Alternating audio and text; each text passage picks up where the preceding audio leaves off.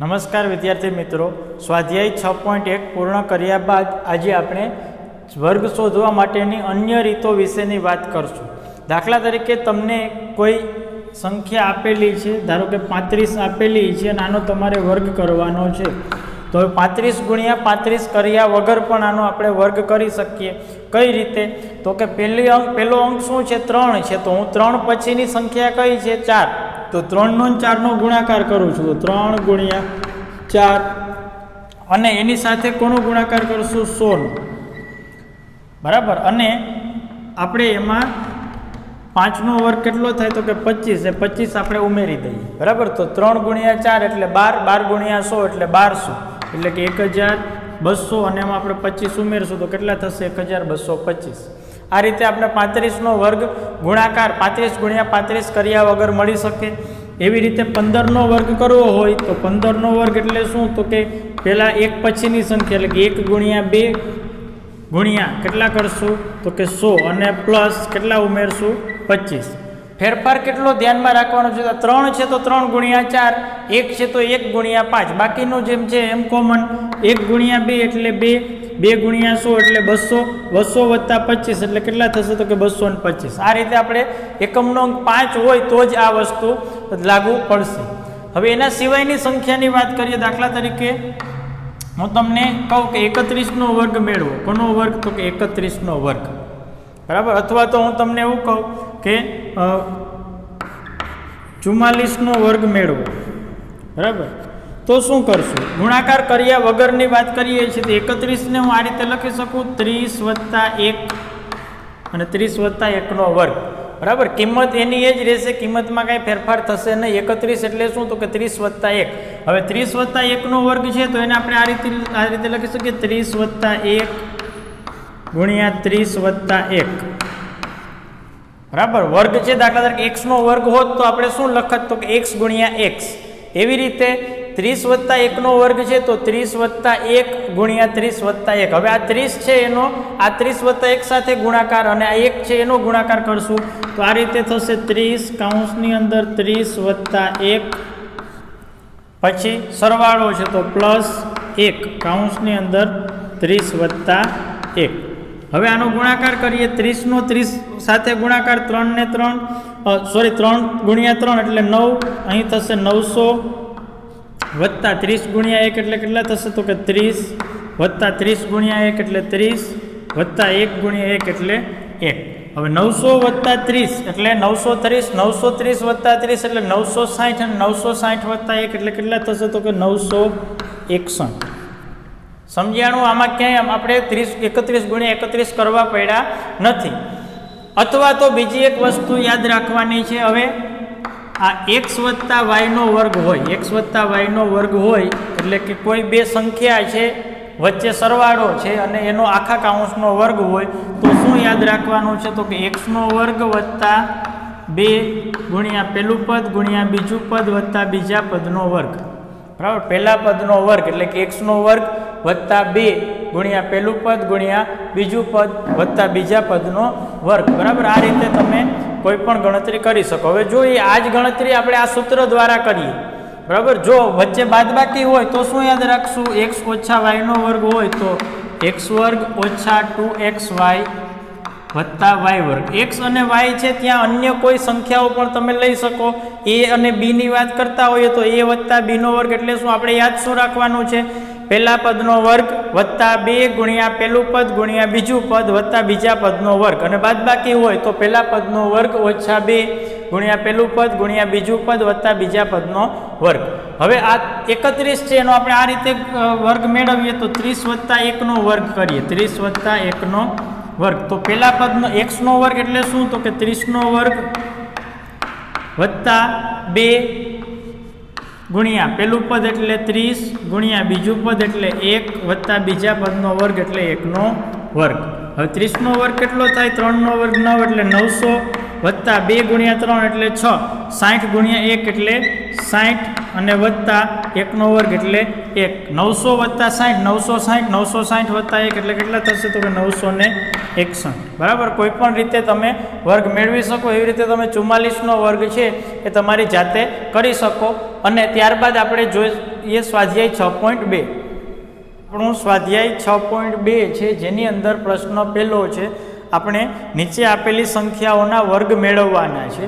હવે વર્ગ મેળવવાના છે પણ ગુણાકાર કરવાનો, એટલે કે 32 × 32 કે 35 × 35 કે 86 × 86 એ રીતે કરવાનું નથી. હવે 32નો વર્ગ મેળવવાનો છે તો આપણે સૌ પ્રથમ આપણે લખશું 30 + 2 અને આખા કાઉન્સનો વર્ગ. બરાબર, 32 એટલે શું? તો કે 30 + 2 અને આખા કાઉન્સનો વર્ગ. હવે 30 + 2 × 30 + 2 એ રીતે કરો તો પણ બરાબર, અથવા તો મેં તમને જે સૂત્ર શીખવાડેલું છે, પહેલા પદનો વર્ગ વત્તા 2 × પહેલું પદ ગુણ્યા બીજું પદ વત્તા બીજા પદનો વર્ગ, એ રીતે પણ કરી શકો. બરાબર, હવે આના બરાબર આપણે શું લખશું? તો કે પહેલા પદનો વર્ગ એટલે શું? તો કે 30નો વર્ગ વત્તા 2 ગુણ્યા પહેલું પદ એટલે 30 ગુણ્યા બીજું પદ એટલે 2 વત્તા બીજા પદનો વર્ગ એટલે 2નો વર્ગ. બરાબર, આ સૂત્રની અંદર x એટલે 30 અને y એટલે 2 એ રીતે લઈને આપણે કિંમત મૂકીએ તો 30નો વર્ગ વત્તા 2 ગુણ્યા 30 ગુણ્યા 2 ગુણ્યા 2નો વર્ગ. બરાબર, 30નો વર્ગ એટલે શું? તો કે 900. 3નો વર્ગ 9. બરાબર, 3નો વર્ગ 9 અને 1 શૂન્યનો વર્ગ 2 શૂન્ય. બરાબર, તો અહીં શું થશે? તો કે 900 વત્તા, હવે આનો ગુણાકાર 2 × 30 એટલે 60, 60 × 2. બરાબર, 2 × 30 એટલે 60, 60 × 2 એટલે 120 અને વત્તા 2નો વર્ગ એટલે 4. હવે આ ત્રણેયનો આપણે સરવાળો કરી લઈએ. 900, 120 અને 4, તો આના બરાબર થશે 4, ત્યારબાદ 2 અને 9 ને 1 10 એટલે કે 1024. આ 1024 છે એ શું મળશે આપને? 32નો વર્ગ આપને મળશે. ત્યારબાદ બીજો પ્રશ્ન છે 35. આને તમે બે રીતે કરી શકો. બરાબર, બંને રીતે હું કરું છું, તમને જે રીતે યોગ્ય લાગે એ રીતે કરજો. 35નો વર્ગ છે તો આને આપણે આ રીતે લખી શકીએ 30 + 5નો વર્ગ. 35 છે તો એ શું છે? 30 + 5નો વર્ગ. હવે આ જ વસ્તુ છે બાદબાકી દ્વારા પણ કરી શકીએ. 35 છે તો 40 - 5નો વર્ગ એ રીતે પણ લખી શકીએ. હવે આ 30 + 5નો વર્ગ એટલે શું? તો કે પહેલા પદનો વર્ગ એટલે કે 30નો વર્ગ વત્તા 2 ગુણ્યા પહેલું પદ ગુણ્યા બીજું પદ વત્તા બીજા પદનો વર્ગ. બરાબર, પહેલા પદનો વર્ગ વત્તા 2 ગુણ્યા પહેલું પદ ગુણ્યા બીજું પદ વત્તા બીજા પદનો વર્ગ. 30નો વર્ગ એટલે કેટલા? તો કે આપણે ખબર છે 900 વત્તા 2 × 30 × 5, 30 દુ 60, 60 × 5, 6 × 30 એટલે કેટલા થશે? તો કે 300 અને વત્તા 5નો વર્ગ એટલે 25. હવે આ ત્રણેયનો આપણે સરવાળો કરશું તો 25 અને 9 ને 3 12 એટલે કે 1225. બરાબર, અથવા બીજી રીત એ છે કે 35નો વર્ગ છે તો શું કરશું? તો કે 3 × 4 × 100 અને વત્તા 25. બરાબર, 3 × 4 × 100 વત્તા 25. 3 × 4 એટલે 12, 12 × 100 એટલે 1200, 1200 વત્તા 25 કેટલા આવશે? તો કે 1225. કોઈ પણ રીતે કરો, જવાબ કેવો આવશે? સરખો જ. બરાબર, ત્યારબાદ આપણો ત્રીજો પ્રશ્ન છે 86. 86 એટલે શું? તો કે 80 + 6. બરાબર, તો આના બરાબર હું લખી શકું બરાબર 80 + 6નો વર્ગ. 80 + 6નો વર્ગ. 80 + 6નો વર્ગ છે તો પહેલા પદનો વર્ગ એટલે 80નો વર્ગ વત્તા 2 ગુણ્યા પહેલું પદ ગુણ્યા બીજું પદ વત્તા બીજા પદનો વર્ગ. 8નો વર્ગ 64, તો અહીં શું થશે? 6400. બરાબર, 80નો વર્ગ છે તો 6400 એટલે કે 6400 વત્તા 2 × 8 × 6, 8 6 48, 48 × 2 એટલે કેટલા થશે? 96. બરાબર, અથવા તો 8 દુ 16, 16 × 6 એટલે કેટલા થશે? 96. તો અહીં કેટલા થશે? 960 વત્તા 6નો વર્ગ એટલે 36. હવે આનો સરવાળો કરશું તો 6, 6 ને 3 9, 9 ને 4 13 ના 3 વધી આવશે 1, 6 ને 1 7 એટલે કે 7396. બરાબર, આ જ દાખલો છે. આપણે હું એક દાખલો તમને બાદબાકીની રીતથી પણ શીખવાડીશ, કોઈ એક દાખલો શીખવાડીશું તમને. ત્યારબાદ 93. તો 93 છે. 93 એટલે શું? તો કે 90 + 3. બરાબર, તો આના બરાબર આપણે લખી શકીએ 90 + 3નો વર્ગ. 90 + 3નો વર્ગ. ચલો, પહેલા પદનો વર્ગ વત્તા 2 કૌંસની અંદર પહેલું પદ ગુણ્યા બીજું પદ વત્તા બીજા પદનો વર્ગ. આ એક જ વસ્તુ આપણે યાદ રાખવાની છે. પહેલા પદનો વર્ગ વત્તા 2 ગુણ્યા પહેલું પદ ગુણ્યા બીજું પદ વત્તા બીજા પદનો વર્ગ. બરાબર, એટલે ઓટોમેટિકલી એની અંદર કિંમત મૂકશું એટલે આપણે જવાબ મળવાનો જ છે. 9 નો વર્ગ 81, તો 90 નો વર્ગ 81, 100 એટલે કે 8100, 1 શૂન્યના વર્ગ 2 શૂન્ય. ત્યારબાદ સરવાળો 9 દુ 18, 18 તેરી 54 એટલે કેટલા થશે તો કે 540, અથવા તો 9 તેરી 27, 27 2 54, કોઈ પણ રીતે ગુણાકાર કરો ને વત્તા 3 નો વર્ગ 9. હવે આ ત્રણેયનો સરવાળો કરશું તો શું મળશે? 9 પછી 4, 5 ને 1 6 અને 8, 8649. આ રીતે આપણે જવાબ મળશે 93 વર્ગનો. ત્યારબાદ પાંચમો પ્રશ્ન 71. 71 એટલે તો કે 70 વત્તા 1, બરાબર. તો આના બરાબર આપણે લખશું 70 વત્તા 1 નો વર્ગ. 70 વત્તા 1 નો વર્ગ એટલે શું? પહેલા પદનો વર્ગ વત્તા 2. પહેલા પદનો વર્ગ એટલે 70 નો વર્ગ વત્તા 2 ગુણ્યા પહેલું પદ એટલે 70 ગુણ્યા બીજું પદ એટલે 1 વત્તા બીજા પદનો વર્ગ એટલે 1 નો વર્ગ. 70 નો વર્ગ 7 નો વર્ગ 49, તો 70 નો વર્ગ 4900, બરાબર. તો આપણે લખશું 4900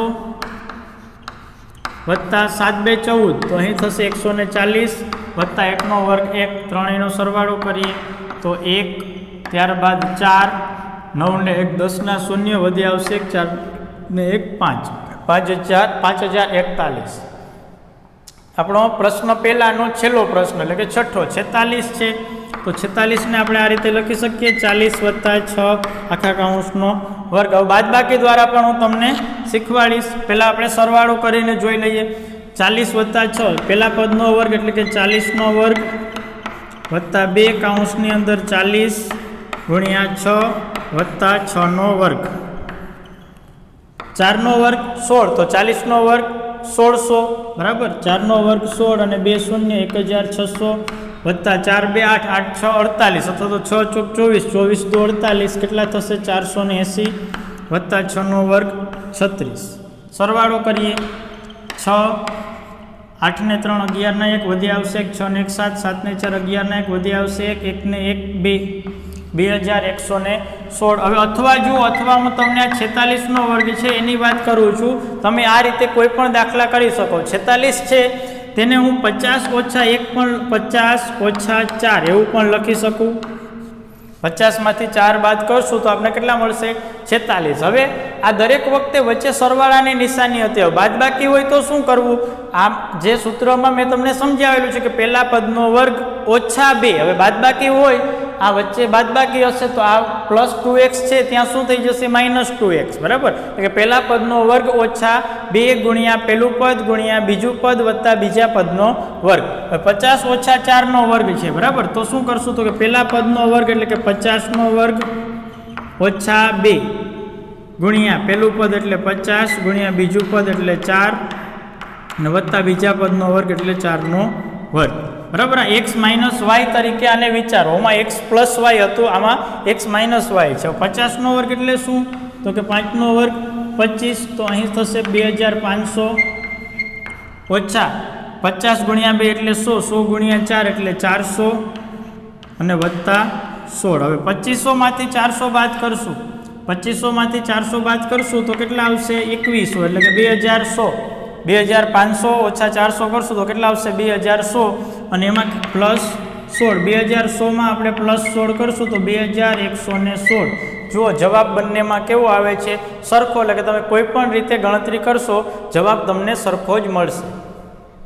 ત્યારબાદ આપણો બીજો પ્રશ્ન છે જેની અંદર તમને કીધેલું છે કે નીચે આપેલી સંખ્યા ધરાવતી પાયથાગોરિયન ત્રિપુટી. હવે પાયથાગોરસ નામનો જે વ્યક્તિ હતો, ગણિતશાસ્ત્રી હતો, બરાબર, તેણે પાયથાગોરસનો એક પ્રમેય આપેલો છે જે તમે અગાઉ ધોરણમાં એટલે કે 10મા ધોરણની અંદર ભણશો.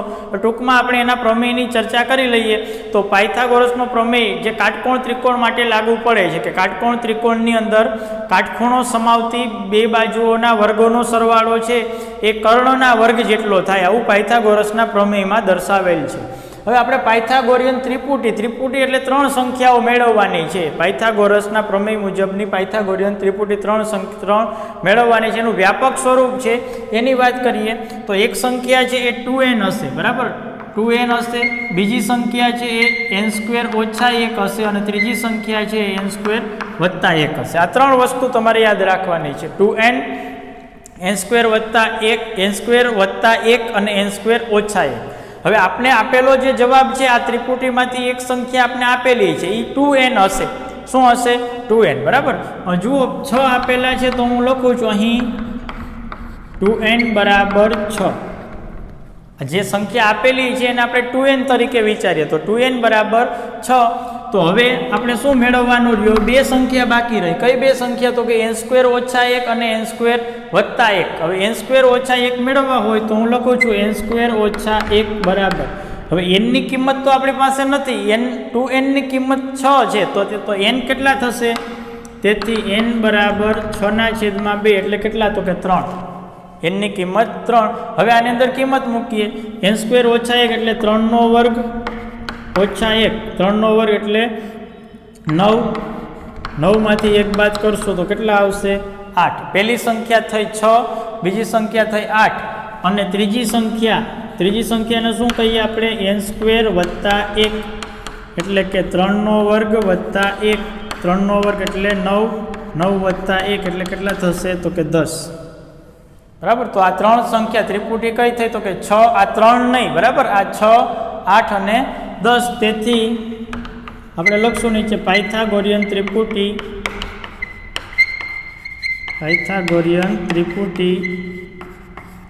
6, 8 અને 10 છે. બરાબર. આ 3 સંખ્યાઓ છે અને આપણે પાયથાગોરિયન ત્રિપુટી કહીએ.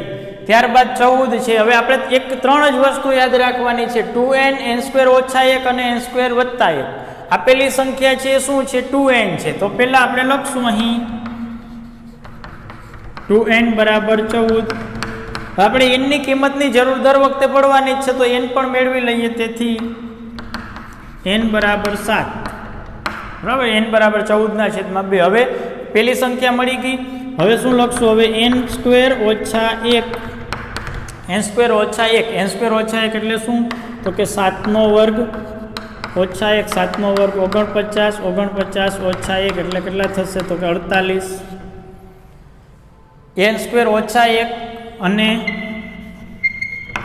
એન સ્ક્વેર વત્તા 1 બરાબર 7નો વર્ગ વત્તા 1. 7નો વર્ગ 49 અને સરવાળો એક સાથે કરશો તો જવાબ આપણને મળશે 50.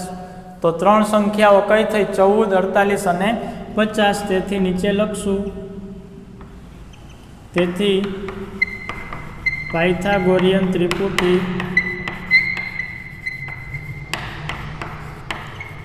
કઈ છે? તો કે 14, 48 અને 50 છે. આ રીતે આપણે પાયથાગોરિયન ત્રિપુટી મળશે 14, 48 અને 50. બરાબર. એવી રીતે 16 છે. તો પહેલી સંખ્યા એટલે શું? તો કે 2n. તો આપણે લખશું અહીં 2n બરાબર 16. તો n બરાબર કેટલા થઈ જશે? તેથી n બરાબર 8. 16/2 એટલે કેટલા મળશે? 8.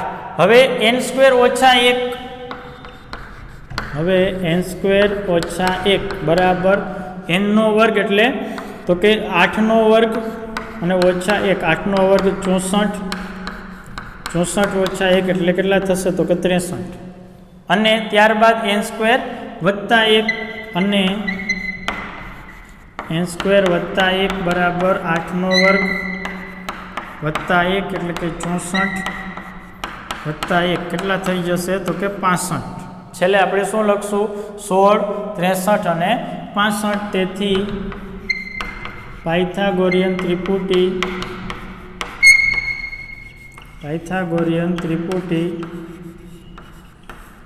16, 63 અને 65 છે.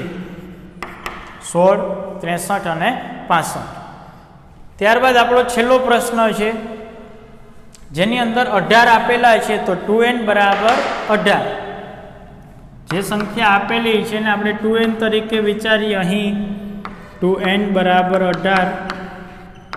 તેથી n બરાબર 9. હવે શું મેળવવાનું? તો કે n સ્ક્વેર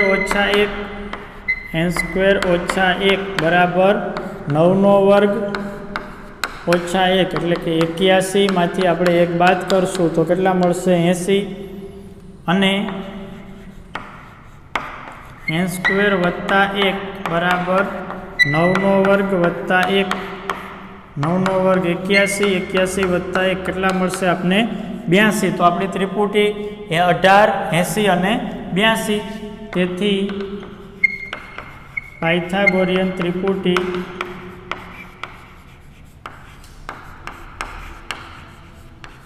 કઈ છે?